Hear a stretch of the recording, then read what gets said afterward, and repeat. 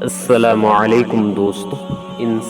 انسان کی عزت نہیں کرتا، لیکن افسوس جانور انسان کی عزت اور قدر کرتا ہے۔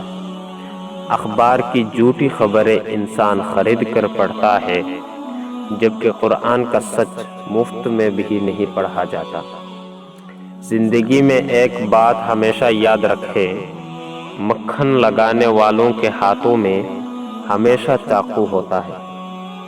شہر کے سبھی راستوں میں پاڑا ہے، مگر یہ اداسی کس راستے سے آ رہی ہے آخر؟ ایک بیٹی اور ایک درخت دونوں کا گھر میں ہونا ضروری ہے، کیونکہ درخت ہمیشہ دھوپ میں سایہ دیتا ہے اور بیٹی ہمیشہ درد میں ساتھ دیتی ہے۔ مل جائے تو قدر نہیں کرتے، ایسے مخلص دلوں کے لیے ترستے ہیں لوگ۔ السلام علیکم۔